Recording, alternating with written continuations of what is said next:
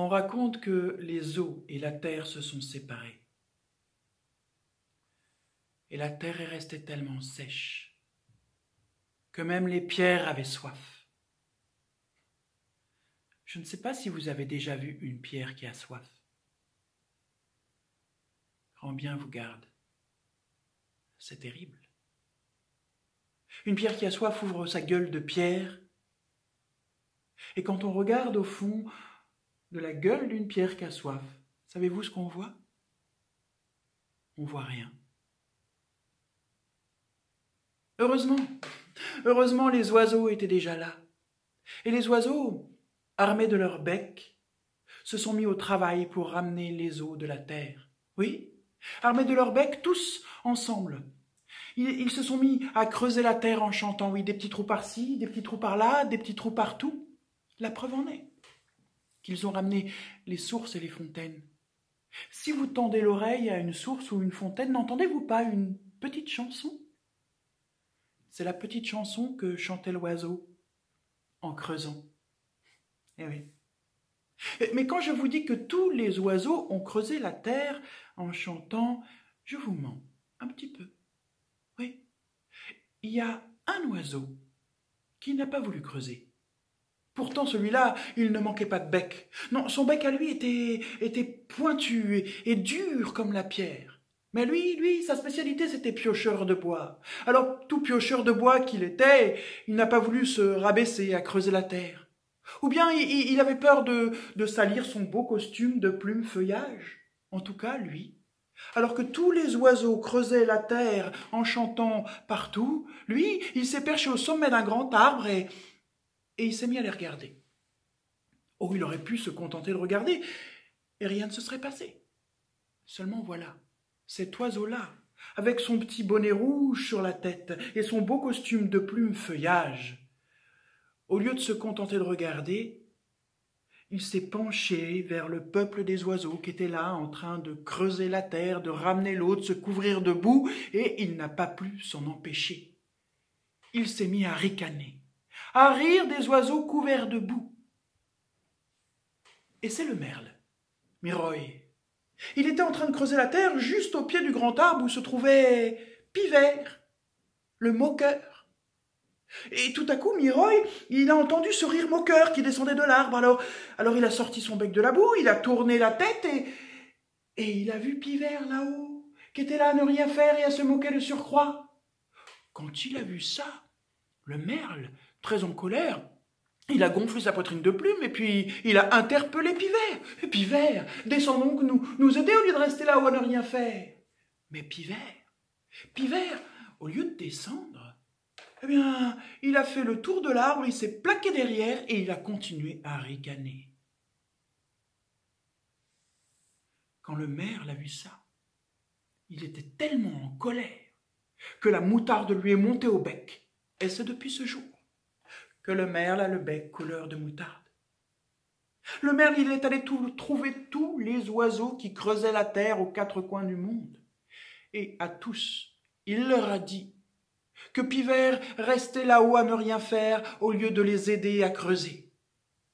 Et quand les oiseaux ont entendu ça, tous très en colère, se sont arrêtés de creuser. Ils sont allés au pied du grand chêne où était perché Pivert. Ils ont entouré le grand chêne comme un grand flot de plumes sales. Et puis, ils ont levé leur tête, pointé leur bec vers Pivert qui était perché là-haut, et d'une seule voix, ils ont dit « Hé, Pivert, oh, tu exagères!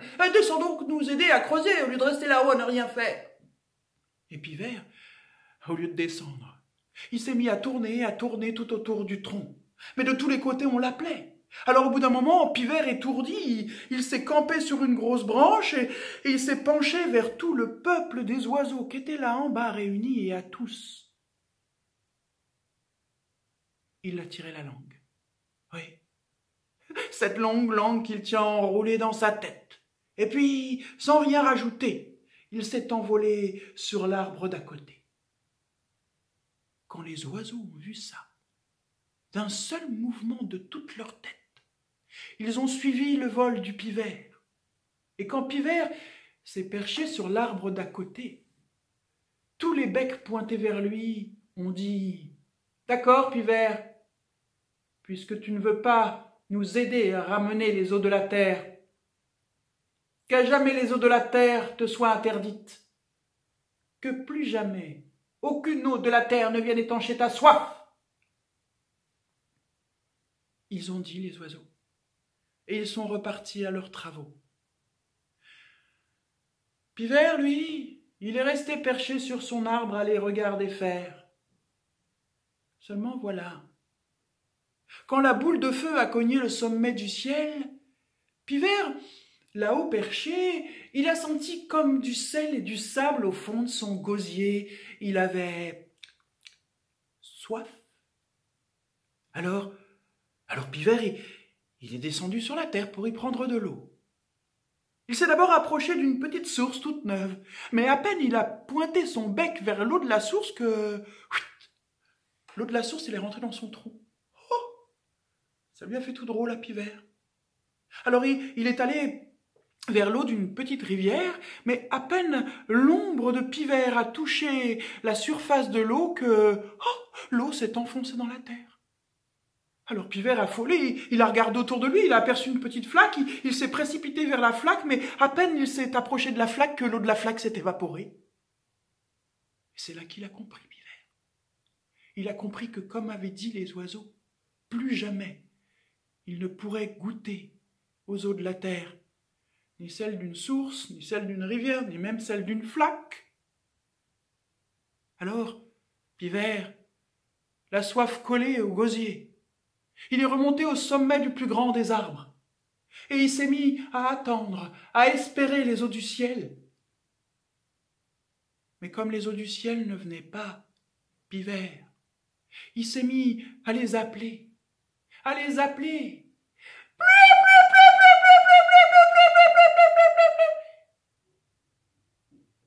C'est encore comme ça qu'il fait aujourd'hui quand la soif le tenaille.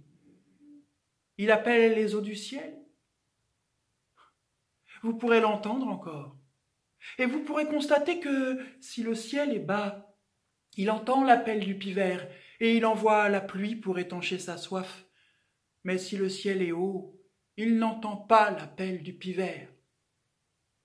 Et dans ce cas, Pivert est contraint, forcé, d'attendre jusqu'au soir, et même d'attendre du soir jusqu'au matin, que la nuit pleure ses larmes sur la terre.